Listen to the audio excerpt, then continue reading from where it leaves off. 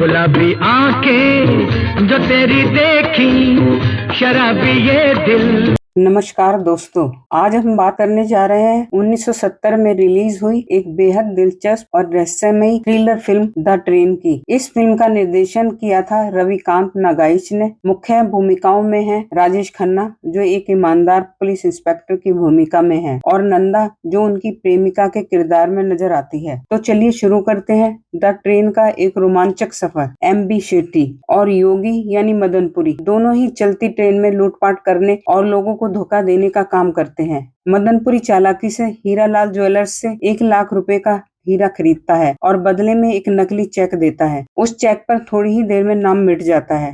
Hiralal jewellers police में report दर्ज कराता है। उधर श्याम कुमार यानी राजेश खन्ना और नीता यानी नंदा एक खूबसूरत रोमांटिक गीत गाते हैं। गीत गुलाबी आंखें जो तेरी देखी, गुलाबी आंखें जो तेरी देखी, शराबी ये दिल। गीत समाप्त होने के बाद कुछ पुलिस वाले श्याम के पास आते हैं और कहते हैं कि उन्हें पुलिस स्टेशन चलना होगा। श्याम जब पूछता है कि उसका क्या जुर्म है तो पुलिस वाले बताते हैं कि जिन लोगों ने ज्वेलर्स को लूटा था उनकी कार पर आपकी कार का नंबर था। श्याम नीता को घर भेज देता है। उसके जाने के बाद श्याम अपनी पहचान दिखाता है जिससे पता चलता है कि वह सीआईडी का अधिकारी है। पुलिस स्टेशन पहुंचकर पुलिस कमिश्नर इफ्तिखार उन अपराधियों का पता लगाने की बात करते हैं। श्याम के कहने पर वे उस नकली चेक को रासायनिक जांच के लिए भेजते हैं लेकिन कोई सुराग नहीं मिलता। उसी समय पुलिस स्टेशन में मदनपुरी का फोन आता है और वह धमकी भरे लहजे में कहता है, आइंदा हमारे बीच मत आना। अगले दिन नीता और श्याम पार्क में मिलते हैं। नीता पूछती है, वो पुलिस वाले तुम्हें क्यों ले गए थे, क्या बात थी? श्याम मुस्कुराते हुए कहता है, यह राज की बात है। फिर मजाकिया अंदाज में नीता से कहता है, जिससे तुम प्यार करती हो वो पुलिस का सीआईडी अफसर है। इसके बाद श्याम नीता को उसके घर छोड़ देता है और जब वह घर जाकर ऑडियो टेप की धमकी सुनता है तो वह एक कैबरे डांस होटल में जाता है जहाँ लिली यानी हेलन एक गीत गाकर लोगों का मनोरंजन कर रही होती है। लिली मदनपुरी और शेट्टी के लिए काम करती है और श्याम की कॉलेज की सहपाठी भी रही है। गीत के बाद श्याम लिली से बातचीत करता है। श्याम पार्क में नीता से मिलता है। श्याम नीता से जल्द शादी करने की बात करता है लेकिन नीता कहती है कि अभी नहीं, अभी उस पर कुछ जिम्मेदारियां हैं। नीता से मिलने के बाद श्याम उसे घर छोड़कर अपने घर चला जाता है। उसी समय लिली श्याम के बारे में कुछ जानकारी लेने के लिए उसके घर आती है। श्याम और लिली पुरानी बातें याद करते हुए आपस में बातें करते हैं। उधर नीता अपने घर पर श्याम को याद करके एक गीत गाती है, इसलिए मैंने प्यार किया, मैंने प्यार किया। गीत पूरा होने के बाद नीता की माँ यानी मुमताज बेगम उसके कमरे में आती है। नीता अपनी माँ से कहती है, आज वो आ रहे हैं जिससे मैं प्यार करती हूँ, वो पुलिस में अफसर है। तब माँ कहती है, उससे शादी मत करो, तुम्हारे पिता जेल में है। श्याम उनकी ये बातें सुन रहा होता है। तभी उनके घर में नीता के पिता जो जेल में थे भागकर आ जाते हैं और कहते हैं, जेल से अच्छा तो यही है कि मैं अपनी जान दे दूं। फिर वह वहाँ से चले जाने को कहते हैं। उसी वक्त श्याम वहाँ आ जाता है और कहता है कि नीता के पिता को पुलिस के हवाले कर देना चाहिए, लेकिन नीता विनती करती है, इन्हें गिरफ्तार मत कीजिए, नहीं तो हम कहीं के नहीं रहेंगे, वो बिल्कुल निर्दोष हैं। श्याम नीता से कहता है कि उसे अपना फर्ज निभाना होगा और कहता है, अगर वो निर्दोष हैं तो मैं पूरी कोशिश करूंगा कि इन्हें जेल से छुड़ा सकूं। फिर श्याम के कहने पर पुलिस आकर नीता के पिता को गिरफ्तार कर लेती है। नीता के पिता को पकड़कर ले जाने के बाद नीता अपनी माँ के साथ रोने लगती है। श्याम कहता है, अच्छा मैं चलता हूँ, फिर आऊंगा। नीता गुस्से में कहती है, खबरदार जो तुम यहाँ आए, मुझे नहीं पता था कि तुम इतने पत्थर दिल हो। और फिर श्याम वहाँ से चला जाता है।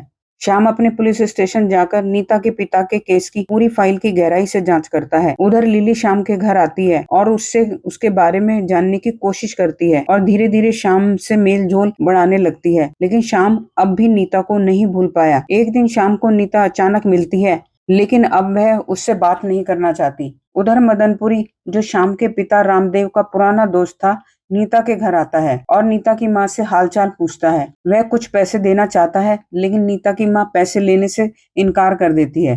वो कहती है, अगर आप कुछ करना ही चाहते हैं तो नीता को कोई नौकरी दिला दीजिए। मदनपुरी नीता को अपने ऑफिस में नौकरी पर रख लेता है। इसी दौरान एक हीरे का व्यापारी हीरालाल एक व्यापारी को 1.5 लाख रुपए के हीरे बेचता है। इसके बाद वह बेंगलोर जाने के लिए ट्रेन में चढ़ जाता है। उसी डिब्बे में प्यारेलाल यानी राजेंद्र नाथ भी यात्रा कर रहा होता है और उसी व्यापारी के सामने वाली सीट पर बैठता है। कुछ देर बाद नीता भी उसी डिब्बे में प्यारेलाल के पास आकर बैठ जाती है। वह प्यारेलाल को बताती है कि उसका नाम कलावती है। प्यारेलाल कलावती से बातचीत करने लगता है और व्यापारी बार बार उसे घूरता रहता है। ट्रेन रास्ते में इगतपुरी स्टेशन पर रुकती है। प्यारेलाल खाने के लिए नीचे उतरता है और कलावती भी उसके साथ प्लेटफॉर्म पर उतरती है। वे दोनों खाना ही खा रहे होते हैं कि ट्रेन चल पड़ती है। प्यारेलाल वॉशरूम चला जाता है और कलावती यानी नीता अकेले ही प्यारेलाल को छोड़कर चली जाती है। जब प्यारेलाल लौटता है तो न तो कलावती मिलती है न ही ट्रेन। वह स्टेशन मास्टर के पास जाकर कहता है कि उसका सामान अगले स्टेशन पर उतरवा दिया जाए। उधर ट्रेन के चलने के कुछ देर बाद शेट्टी ट्रेन के उसी डिब्बे में आता है जहां वह हीरे का व्यापारी सो रहा होता है। शेट्टी व्यापारी को छुरी मारकर उसकी हत्या कर देता है और उसका बैग लेकर चलती ट्रेन से कूद जाता है। फिर नदी से निकलकर वह मदनपुरी की कार में बैठकर चला जाता है। अगले स्टेशन पर जब ट्रेन पहुंचती है तब व्यापारी की हत्या की खबर मिलती है। पुलिस जांच शुरू करती है और उस डिब्बे की सामने वाली सीट पर बैठे यात्री के बारे में जानकारी जुटाई जाती है, जो कि प्यारेलाल था। अब पुलिस प्यारेलाल पर नजर रखने के आदेश देती है। वहाँ श्याम भी जांच के लिए आता है। वह प्यारेलाल से पूछताछ करता है। प्यारेलाल बताता है कि वह एक नृत्यशाला में काम करने वाली कलावती के साथ ट्रेन में था और वह मुझे रेलवे के रिफ्रेशमेंट रूम में अचानक छोड़कर चली गई। श्याम प्यारेलाल को लेकर उस नृत्यशाला में जाता है। वे वहाँ के गार्ड से कलावती से मिलने की बात करते हैं। गार्ड उन्हें इंतजार करने को कहता है। अंदर नृत्यशाला में एक डांसर अरुणा ईरानी मंच पर एक सुंदर नृत्य करते हुए एक गीत प्रस्तुत करती है।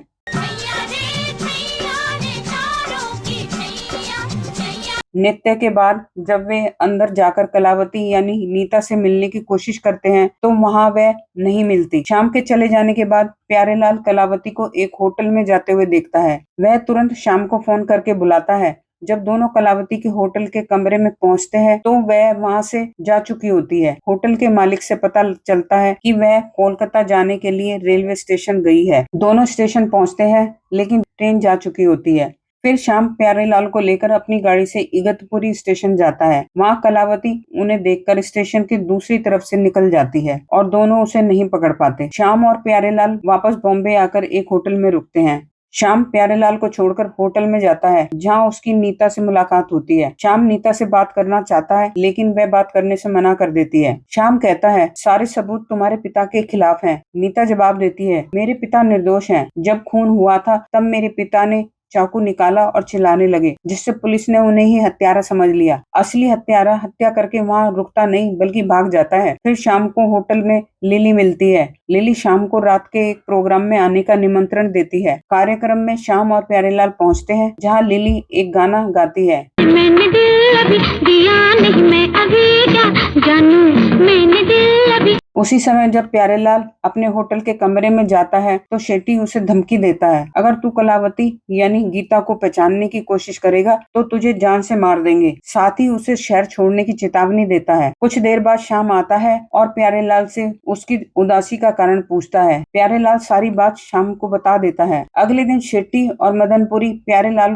को पकड़ लेते हैं और उधर जब शाम लिली के कमरे में जाता है तो वहाँ मदनपुरी शाम पर हमला कर देता है और दोनों के बीच जोरदार झड़प होती है। लड़ाई के दौरान मदनपुरी छत से नीचे खड़ी कार पर कूदकर भागता है। शाम तुरंत पुलिस को खबर कर देता है और वे मदनपुरी का पीछा करते हैं। मदनपुरी और शेट्टी प्यारेलाल को लेकर एक कार से निकल भागते हैं और छिप जाते हैं। पुलिस उस गाड़ी को पकड़ लेती है लेकिन उसमें ड्राइवर के अलावा कोई नहीं मिलता। पुलिस उनकी कार के ड्राइवर को पकड़ लेती है। उसे पुलिस स्टेशन लाया जाता है। शाम उससे पूछताछ करता है और उसे छोड़कर उसका पीछा करता है। उधर शेट्टी ने प्यारेलाल को रस्सियों से बांधकर एक कमरे में बंद कर रखा है। ड्राइवर का पीछा करते हुए शाम एक गोदाम तक पहुंचता है जहां प्यारेलाल कैद होता है। शाम शेट्टी के आदमियों से लड़ता है और प्यारेलाल को छुड़ाकर ले आता है। प्यारेलाल शाम से बात करता है अब मैं अपने घर जाना चाहता हूँ, लेकिन शाम उसे जाने नहीं देता और अपने पर्स से कुछ पैसे निकालकर उसे देता है। प्यारेलाल जब पर्स में एक तस्वीर देखता है तो कहता है यही है कलावती यानी वही लड़की जिसे वह ट्रेन में मिला था। शाम तुरंत नीता को फोन करता है और मिलने की बात करता है। पहले तो वो मना कर देती है लेकिन शाम उसे पुलिस की धमकी देता है और उसी पार्क में मिलने को कहता है जहाँ वह पहले मिला करते थे। अगले दिन शाम अपनी कार से नीता से मिलने जाता है और बीते दिनों की याद ताजा करता है। मुझसे भला ये काजल तेरा। वे सोनिया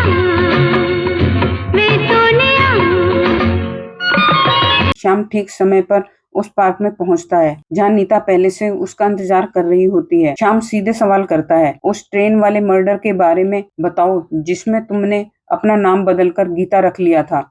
नीता शांत स्वर में जवाब देती है, मैं गीता नहीं हूँ, मैं वही नीता हूँ जिसे तुम पहले जानते थे।